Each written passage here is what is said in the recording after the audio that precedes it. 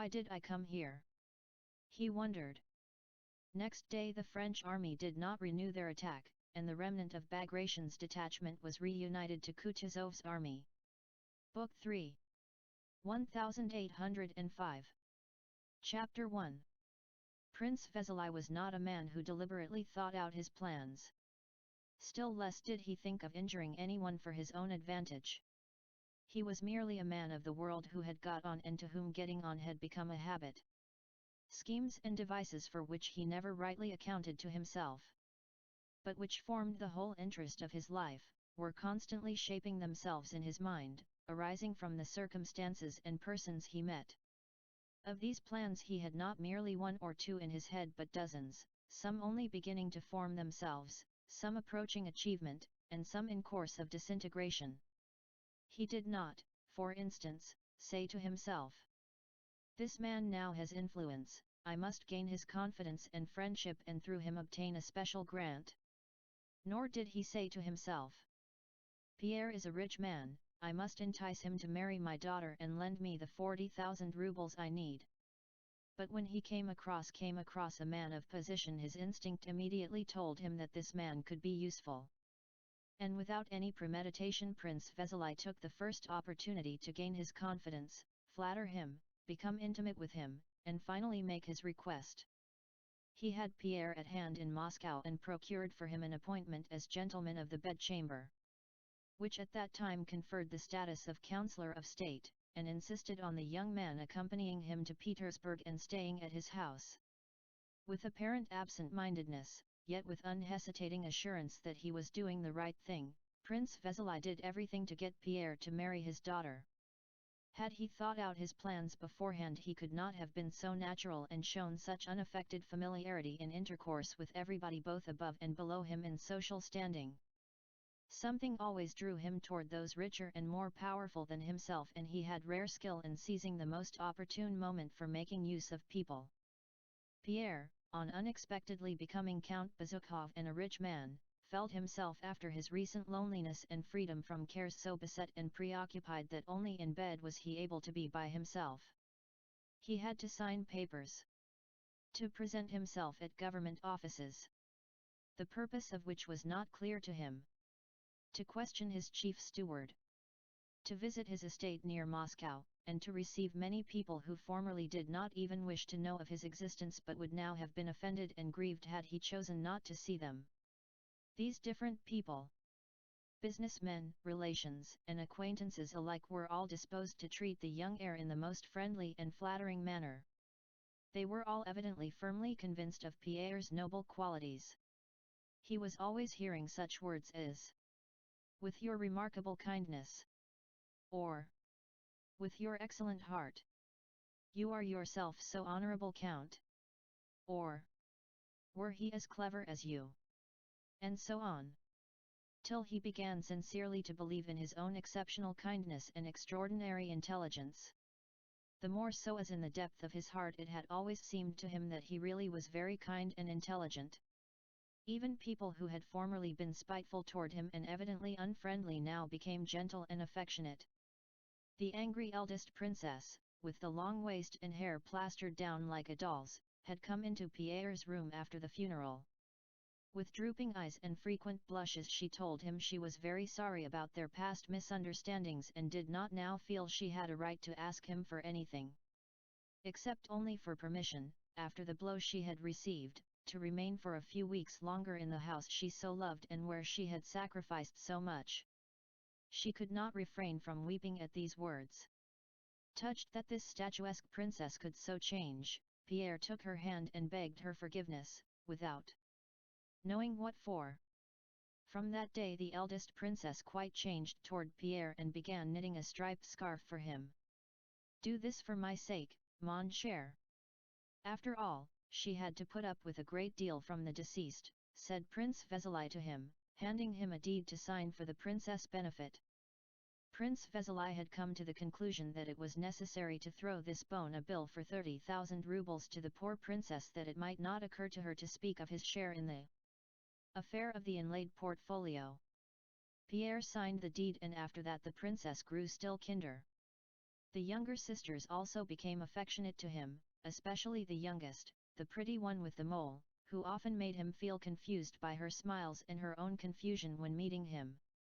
It seemed so natural to Pierre that everyone should like him, and it would have seemed so unnatural had anyone disliked him, that he could not but believe in the sincerity of those around him. Besides, he had no time to ask himself whether these people were sincere or not. He was always busy and always felt in a state of mild and cheerful intoxication. He felt as though he were the center of some important and general movement. That something was constantly expected of him, that if he did not do it he would grieve and disappoint many people, but if he did this and that, all would be well. And he did what was demanded of him, but still that happy result always remained in the future. More than anyone else, Prince Vasili took possession of Pierre's affairs and of Pierre himself in those early days. From the death of Count Bezúkhov he did not let go his hold of the lad. He had the air of a man oppressed by business, weary and suffering, who yet would not, for pity's sake, leave this helpless youth who, after all, was the son of his old friend and the possessor of such enormous wealth, to the caprice of fate and the designs of rogues.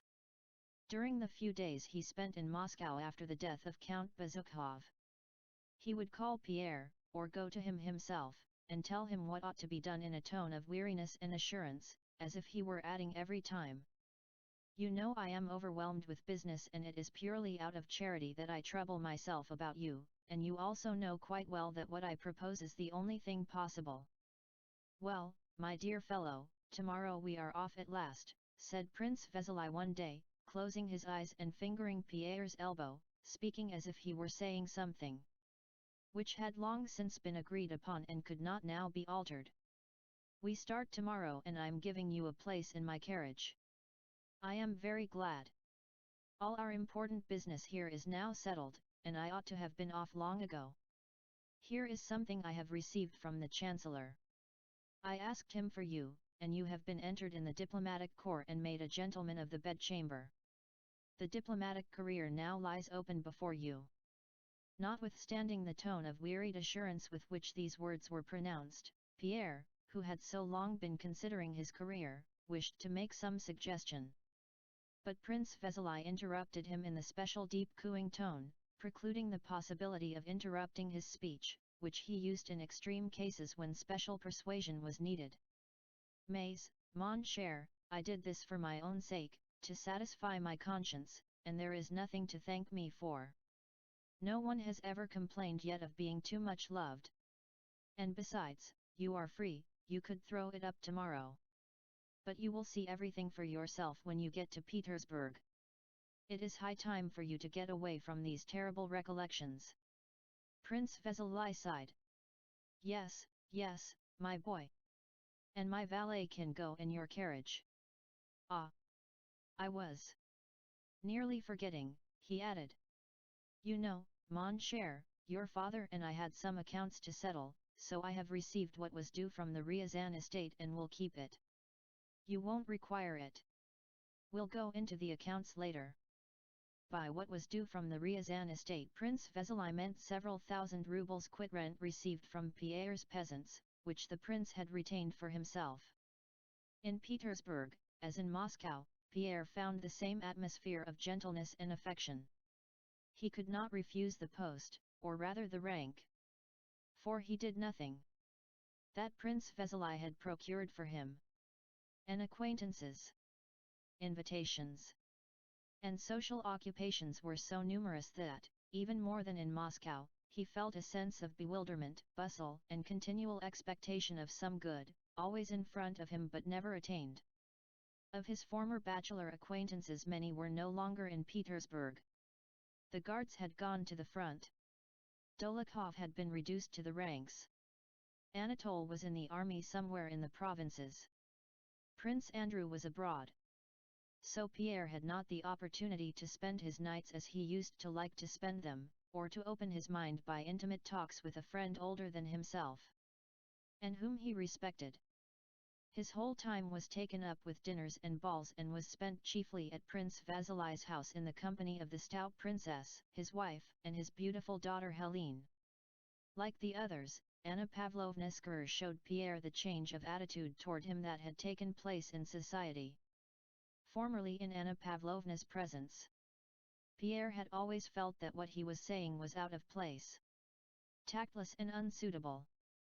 That remarks which seemed to him clever while they formed in his mind became foolish as soon as he uttered them, while on the contrary Hippolyte's stupidest remarks came out clever and apt. Now everything Pierre said was charmant.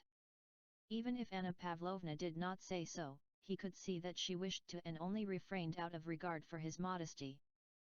In the beginning of the winter of 1805-6 Pierre received one of Anna Pavlovna's usual pink notes with an invitation to which was added, "You will find the beautiful Helene here, whom it is always delightful to see."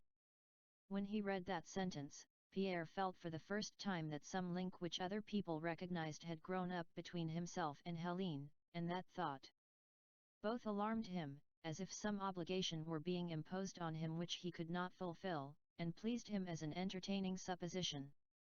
Anna Pavlovna's at home was like the former one.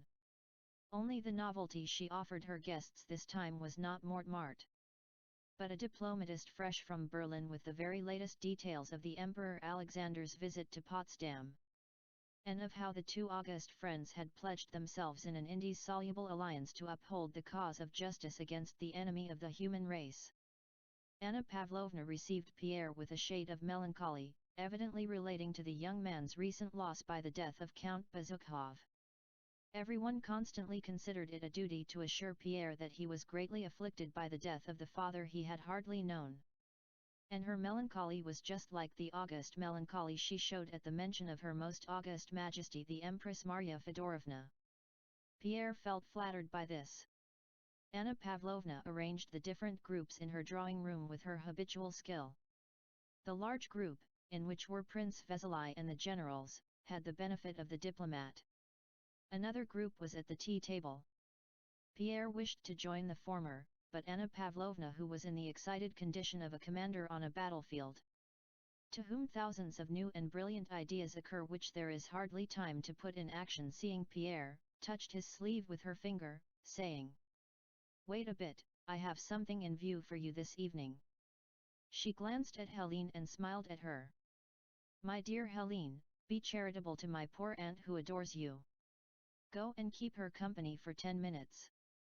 And that it will not be too dull, here is the dear Count who will not refuse to accompany you." The beauty went to the aunt, but Anna Pavlovna detained Pierre, looking as if she had to give some final necessary instructions. "Isn't she exquisite?" she said to Pierre, pointing to the stately beauty as she glided away. "And how she carries herself! For so young a girl, such tact, such masterly perfection of manner. It comes from her heart.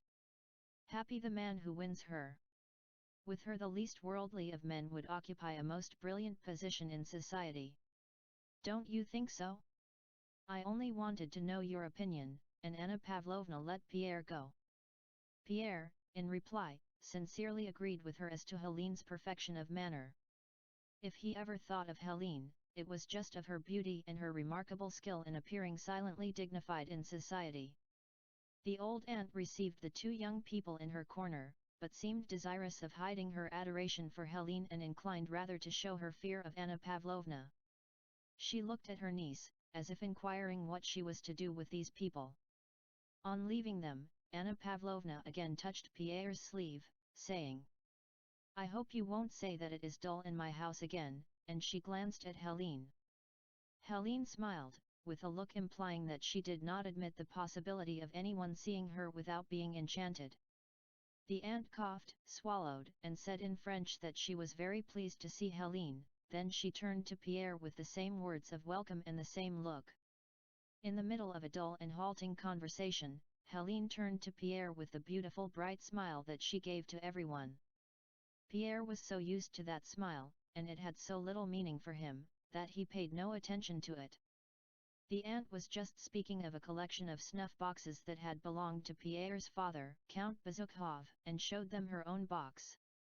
Princess Helene asked to see the portrait of the aunt's husband on the box lid. "That is probably the work of Venus," said Pierre, mentioning a celebrated miniaturist, and he leaned over the table to take the snuff box while trying to hear what was being said at the other table. He half rose, meaning to go round, but the aunt handed him the snuff box, passing it across Helene's back. Helene stooped forward to make room, and looked round with a smile. She was, as always at evening parties, wearing a dress such as was then fashionable, cut very low at front and back. Her bust, which had always seemed like marble to Pierre, was so close to him that his short-sighted eyes could not but perceive the living charm of her neck and shoulders. So near to his lips that he need only have bent his head a little to have touched them. He was conscious of the warmth of her body, the scent of perfume, and the creaking of her corset as she moved. He did not see her marble beauty forming a complete whole with her dress, but all the charm of her body only covered by her garments.